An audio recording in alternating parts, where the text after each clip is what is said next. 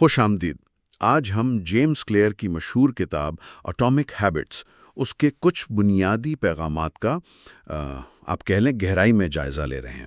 جی بالکل، یہ کتاب واقعی چھوٹی عادتوں کی طاقت اور ان کے ہماری زندگی پر پڑنے والے بعض اوقات حیران کن اثرات کے بارے میں ہے۔ اور ہمارے پاس جو مواد ہے وہ کتاب کا تعارف اور اس کا پہلا باب ہے۔ اس میں مصنف کی اپنی وہ کافی متاثر کن کہانی ہے۔ ہاں، اور کچھ بنیادی تصورات بھی ہیں جن پر میرا مطلب ہے کہ پوری کتاب کی عمارت کھڑی ہے۔ تو آج کا مقصد یہی ہے کہ ان ذرائع سے اہم نکات نکالیں، خاص طور پر یہ سمجھیں کہ وہ جو بظاہر معمولی سی تبدیلیاں ہوتی ہیں وہ وقت کے ساتھ کیسے بڑے نتائج دے سکتی ہیں۔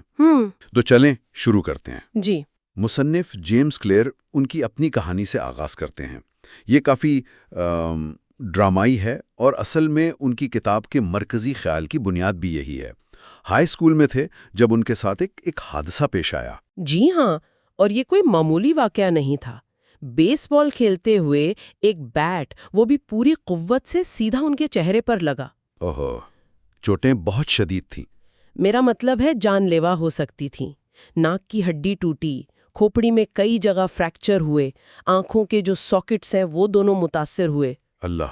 دماغ میں اتنی شدید سوجن ہوئی کہ انہیں دورے پڑنے لگے، وہ بے ہوش ہو گئے۔ حالت اتنی بگڑ گئی کہ آپ سوچیں انہیں ہیلی کاپٹر سے بڑے ہسپتال لے جانا پڑا اور پھر وہاں طبی طور پر کوما میں ڈال دیا گیا۔ یہ تو بہت ہی خوفناک ہے۔ اور پھر صحت یابی کا سفر وہ بھی آسان نہیں رہا ہوگا۔ بالکل نہیں، کوما سے باہر آنے کے بعد بھی مشکلات تھیں۔ کئی جسمانی مسائل، سونگھنے کی حس چلی گئی، کئی مہینوں تک ڈبل ویژن رہا۔ یعنی دو نظر آنا؟ جی، دو نظر آنا۔ بنیادی چیزیں جیسے سیدھا چلنا وہ دوبارہ سیکھنا پڑا، اور بیس بال جو ان کا جنون تھا اس میں واپسی تو بہت ہی مشکل ہوئی۔ ٹیم سے بھی نکال دیا گیا۔ اوہو! تو یہ ان کے لیے ایک آپ کہہ لیں بہت ہی نچلا پوائنٹ تھا۔ لیکن یہیں سے میرا خیال ہے کہانی دلچسپ ہوتی ہے۔ بالکل، کالج یعنی ڈینیسن یونیورسٹی وہ ان کے لیے ایک نئی شروعات ثابت ہوا۔ وہاں انہوں نے فیصلہ کیا کہ زندگی کو دوبارہ ٹریک پر لانا ہے۔ اور انہوں نے کوئی بڑے ڈرامائی قدم نہیں اٹھائے۔ نہیں، یہی تو خاص بات ہے۔ انہوں نے چھوٹی چھوٹی مثبت عادتیں اپنانا شروع کی، جیسے روز وقت پر سونا، اپنا کمرہ صاف رکھنا، پڑھائی کی عادتیں بہتر کرنا، ہفتے میں کچھ دن وزن اٹھانا۔ اچھا، یعنی بالکل بنیادی چیزیں۔ جی بالکل بنیادی، لیکن مستقل، اور یہی وہ نقطہ ہے جو کتاب کا مرکز ہے نا؟ بالکل، یہ چھوٹی بظاہر غیر اہم عادتیں، لیکن جب وہ ان پر قائم رہے تو ان کا مجموعی اثر حیران کن نکلا۔ جی ہاں، یہی تو ایٹمی عادتوں کا کمال ہے۔ ایٹمی یعنی چھوٹی مگر طاقتور۔ ان چھوٹی عادتوں نے مل کر اتنی بڑی تبدیلی پیدا کی۔ ان کی صحت بہتر ہوئی، پڑھائی میں شاندار کارکردگی دکھائی۔ ہاں، سنا ہے پہلے سال سارے اے گریڈز لیے۔ جی بالکل، اور بیس بال میں بھی واپس آئے۔ نہ صرف ٹیم میں جگہ بنائی بلکہ کپتان بنے، آل کانفرنس ٹیم میں منتخب ہوئے، اور آخر کار یونیورسٹی کے ٹاپ میل ایتھلیٹ اور ESPN اکیڈمک آل امریکہ ٹیم کے رکن بھی نامزد ہوئے۔ یہ واقعی متاثر کن ہے کہ اس حادثے کے بعد وہ نہ صرف ٹھیک ہوئے بلکہ اپنی پوری صلاحیت تک پہنچے۔ تو ان کا جو بنیادی سبق ہے وہ یہی ہے کہ چھوٹی مستقل تبدیلیاں جنہیں ہم اکثر معمولی سمجھتے ہیں، اگر سالوں تک جاری رکھیں تو وہ غیر معمولی نتائج دے سکتی ہیں۔ اور اسی تجربے نے انہیں عادتوں کے بارے میں آپ کہہ لیں تحقیق کرنے اور پھر لکھنے پر مجبور کیا۔ 2012 میں انہوں نے jamesclear.com پر لکھنا شروع کیا۔ اچھا۔ اور صرف ہر ہفتے 2 مضامین شائع کرنے کی جو مستقل عادت تھی، اسی کی وجہ سے چند ہی سال میں ان کے لاکھوں پڑھنے والے بن گئے، اور وہ عادتوں کے موضوع پر ایک جانے مانے ماہر بن گئے۔ اور پھر اسی سے یہ کتاب لکھی گئی، اٹامک ہیبٹس۔ جی بالکل۔ وہ خود بھی کہتے ہیں کہ یہ کتاب کوئی وہ خشک قسم کی علمی تحقیق نہیں ہے بلکہ ایک عملی قسم کا آپریٹنگ مینول ہے۔ ہاں، یہ بات اہم ہے۔ یہ مختلف شعبوں جیسے بائیولوجی، نیورو سائنس، نفسیات، ان سب سے بہترین آئیڈیاز لیتی ہے اور انہیں آسان، قابل عمل حکمت عملیوں میں پیش کرتی ہے۔ اور اس کا جو بنیادی ڈھانچہ ہے وہ ان کا 4 مراحل والا ماڈل ہے۔ جی ہاں، عادات کا 4 مراحل والا ماڈل: اشارہ، خواہش، رد عمل اور انعام۔ اچھا، یہ کیا ہے؟ کیو کریونگ؟ دیکھیں، اشارہ یا کیو وہ ٹریگر ہے جو کسی رویے کو شروع کرتا ہے، جیسے فون بجنا۔ خواہش یا کریونگ اس کے پیچھے کی چاہت ہے، جیسے فون بجا تو جاننے کی خواہش کہ کس کا ہے۔ ٹھیک۔ رد عمل یا رسپانس اصل عادت ہے، یعنی فون اٹھا کر دیکھنا۔ اور انعام؟ انعام یا ریوارڈ وہ اطمینان یا فائدہ ہے جو ملتا ہے، معلومات مل گئی یا بوریت دور ہو گئی، اور یہی انعام اس عادت کو پکا کرتا ہے۔ یہ سائیکل ہمارے ہر کام میں چل رہا ہوتا ہے۔ بہت خوب۔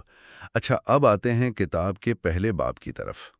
عنوان ہے ایٹمی عادتوں کی حیرت انگیز طاقت، اور اس میں وہ برٹش سائیکلنگ کی مثال دیتے ہیں۔ جی ہاں، یہ بہت مشہور مثال ہے۔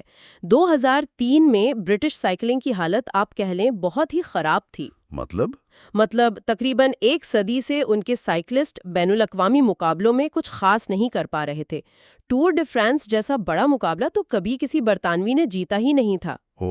حالت اتنی خراب تھی کہ جو بڑی بائکس بنانے والی کمپنیاں تھیں وہ بھی انہیں اپنی بائکس دینے سے ہچکچاتی تھیں کہ ہماری ساکھ خراب نہ ہو۔ پھر کیا ہوا؟ پھر انہوں نے ڈیو بریلسفرڈ کو پرفارمنس ڈائریکٹر مقرر کیا، اور بریلسفرڈ نے ایک بالکل مختلف حکمت عملی اپنائی۔ وہ کیا تھی؟ اسے وہ کہتے تھے مارجنل گینز کا جمع ہونا، یعنی معمولی فوائد کا مجموعہ۔ یعنی یہ کہ سائیکلنگ سے متعلق ہر ممکنہ چیز میں، ہر چھوٹی سے چھوٹی چیز میں صرف 1% بہتری لائی جائے۔ صرف 1%؟ یہ تو بہت کم لگتا ہے۔ کیا واقعی اس سے کوئی فرق پڑ سکتا ہے؟ یہی تو حیرت انگیز بات ہے۔ بریلسفورڈ اور ان کی ٹیم نے ہر چیز کا جائزہ لیا۔ میرا مطلب ہے ہر چیز کا۔ جیسے بائک کی سیٹوں کو تھوڑا زیادہ آرام دہ بنایا، ٹائروں پر الکوہول ملایا تاکہ گرفٹ بہتر ہو۔ اچھا، ٹائروں پر الکوہول؟ جی ہاں، گرفٹ کے لیے۔ کھلاڑیوں کے لیے زیادہ ایرو ڈائنامک لباس بنوائے، یہاں تک کہ ٹیم کا جو ٹرک تھا اس کے اندر کا حصہ سفید پینٹ کروا دیا۔ سفید پینٹ؟ وہ کیوں؟ تاکہ دھول کے چھوٹے سے چھوٹے ذرات بھی نظر آ سکیں جو شاید بائک کی نازک مشینری کو متاثر کر سکتے ہوں۔ کمال ہے، یعنی اتنی باریک بھی نہیں؟ بالکل۔ اور صرف یہی نہیں، انہوں نے مساج کے لیے کون سا جیل بہتر ہے یہ ٹیسٹ کیا، کھلاڑیوں کو ہاتھ دھونے کا بہترین طریقہ سکھایا تاکہ وہ بیمار کم ہوں۔ ہاتھ دھونے کا طریقہ بھی؟ یہ ہاں، تاکہ انفیکشنز کم ہوں۔ ہر کھلاڑی کے لیے بہترین قسم کا تکیہ اور گدا منتخب کیا تاکہ نیند اچھی آئے۔ یہ سینکڑوں چھوٹی چھوٹی بہتریاں تھیں۔ اور ان سب چھوٹی چھوٹی چیزوں کا نتیجہ کیا نکلا؟ نتیجہ حیران کن۔ صرف 5 سال میں 2008 کے بیجنگ اولمپکس میں برٹش ٹیم نے سائیکلنگ کے دستیاب گولڈ میڈلز کا 60% جیت لیا۔ 60%؟ کہاں وہ ٹیم جسے کوئی بائک نہیں دیتا تھا؟ بالکل۔ پھر 2012 کے لنڈن اولمپکس میں انہوں نے 9 اولمپک ریکارڈز اور 7 ورلڈ ریکارڈز قائم کیے۔ ناقابل یقین۔ اور اسی سال بریڈلی وگنز ٹور ڈی فرانس جیتنے والے پہلے برطانوی سائیکلسٹ بنے، اور اگلے 5 سالوں میں کرس فروم نے مزید 4 بار یہ ریس جیتی۔ واہ! تو یہ کہانی واضح کرتی ہے کہ چھوٹی بہتریاں کیسے جمع ہو کر غیر معمولی نتائج دیتی ہیں۔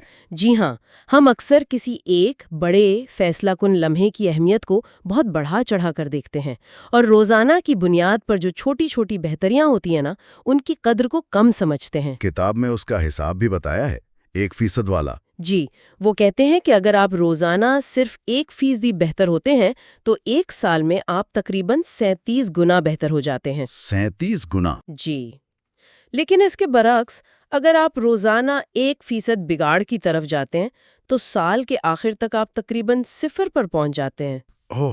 عادتیں، وہ کہتے ہیں، خود کو بہتر بنانے کا کمپاؤنڈ انٹرسٹ ہیں۔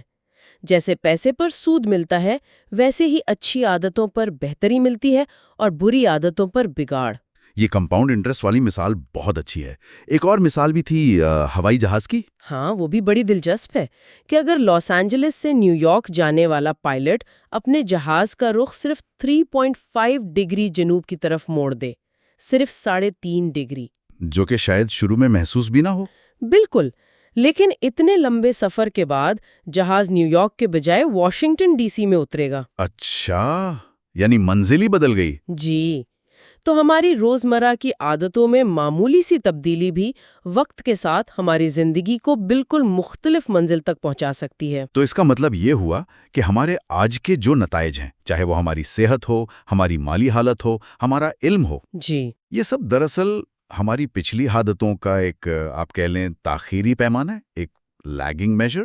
بالکل درست کہا آپ نے۔ ہماری دولت ہماری مالی عادات کا نتیجہ ہے، ہمارا وزن ہماری کھانے کی عادات کا، ہمارا علم ہماری سیکھنے کی عادات کا، ہمارے گھر کی صفائی ہماری صفائی کی عادات کا۔ جو ہم دہراتے ہیں وہی ہمیں ملتا ہے۔ اور یہی وجہ ہے کہ جب لوگ کوئی نئی عادت شروع کرتے ہیں تو اکثر جلدی ہمت ہار جاتے ہیں۔ کیوں؟ کیونکہ وہ فوری نتائج چاہتے ہیں، لیکن نتائج فوراً نظر نہیں آتے۔ کتاب میں اسے پلیٹو آف لیٹنٹ پوٹینشل کہا گیا ہے۔ پلیٹو آف لیٹنٹ پوٹینشل یعنی پوشیدہ صلاحیت کی سطح مرتفع؟ یہ کیا چیز ہے؟ یہ وہ دورانیہ ہوتا ہے جب آپ محنت تو کر رہے ہوتے ہیں، کوشش جاری ہوتی ہے، لیکن نتائج بظاہر نظر نہیں آ رہے ہوتے۔ اچھا، یہ تھوڑا مایوس کن ہو سکتا ہے۔ کتاب اسے مایوسی کی وادی بھی کہتی ہے۔ Valley of disappointment. جی، جیسے برف ہے نا، آپ اسے 25 ڈگری فارنہائٹ سے گرم کرنا شروع کریں، 26، 27، 30، 31 ڈگری تک وہ ٹھوس ہی رہتی ہے، لگتا ہے کچھ نہیں ہو رہا۔ ہاں، لگتا ہے محنت ضائع جا رہی ہے۔ بالکل، لیکن جیسے ہی درجہ حرارت 32 ڈگری ہوتا ہے وہ پگھلنے لگتی ہے۔ اب کیا وہ آخری 1 ڈگری تھی جس نے سارا کام کیا؟ نہیں، وہ تو پہلے والی ساری گرمی تھی جو جمع ہو رہی تھی۔ بالکل، وہ پہلے کی گئی محنت ضائع نہیں ہوئی تھی، وہ جمع ہو رہی تھی، سٹور ہو رہی تھی۔ بس ایک خاص حد، ایک تھریش ہولڈ عبور کرنے کی ضرورت تھی۔ ہماری عادتوں کے ساتھ بھی ایسا ہی ہوتا ہے۔ یہ بہت اہم نکتہ ہے، یعنی کامیابی اکثر راتوں رات نہیں آتی، وہ پہلے کی گئی مسلسل کوششوں کا نتیجہ ہوتی ہے، جو اس وقت کی جا رہی تھیں جب شاید لگ رہا تھا کہ کچھ نہیں بدل رہا۔ جی ہاں، کتاب میں سین اینٹونیو اسپرز، وہ باسکٹ بال ٹیم ہے، ان کی مثال دی ہے۔ اچھا، کیا مثال ہے؟ ان کے لاکر روم میں جیکب ریز کے ہال لگا ہوا ہے۔ جب کچھ بھی مدد کرتا نظر نہ آئے تو میں جا کر پتھر توڑنے والے کو دیکھتا ہوں۔ وہ اپنی چٹان پر شاید 100 بار ہتھوڑا مارتا ہے اور اس میں دراڑ تک نہیں پڑتی۔ پھر 101ویں ضرب پر وہ چٹان 2 ٹکڑے ہو جاتی ہے، اور میں جانتا ہوں کہ یہ صرف وہ آخری ضرب نہیں تھی جس نے یہ کیا، بلکہ وہ سب کچھ تھا جو اس سے پہلے ہو چکا تھا۔ واہ، کیا بات ہے! یعنی استقامت کے لیے دی ہے۔ بالکل، اور اسی لیے مصنف اہداف یعنی گولز، ان کے بجائے نظام یعنی سسٹمز، ان پر توجہ مرکوز کرنے کی اہمیت پر زور دیتا ہے۔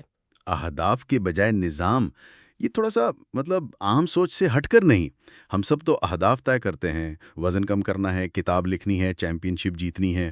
جی، اہداف اپنی جگہ اہم ہے، وہ ہمیں سمت دکھاتے ہیں، لیکن مصنف کا کہنا ہے کہ صرف اہداف پر بہت زیادہ توجہ مرکوز کرنے میں کچھ مسائل ہیں۔ کیا مسائل؟ پہلی بات تو یہ کہ جیتنے والوں اور ہارنے والوں کے اہداف اکثر ایک جیسے ہی ہوتے ہیں۔ اچھا، کیسے؟ دیکھیں، ہر اولمپک ایتھلیٹ گولڈ میڈل جیتنا چاہتا ہے، ہر امیدوار نوکری حاصل کرنا چاہتا ہے، تو ہدف تو سب کا ایک ہے۔ فرق کہاں آتا ہے؟ فرق ان کے نظام میں آتا ہے، ان کے روزمرہ کے عمل میں۔ یہ بات تو ہے۔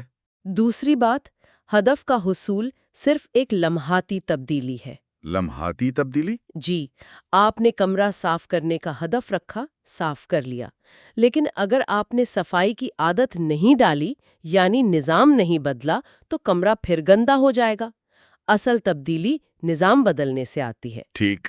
تیسرا مسئلہ یہ ہے کہ اہداف اکثر خوشی کو مستقبل کے لیے ملتوی کر دیتے ہیں۔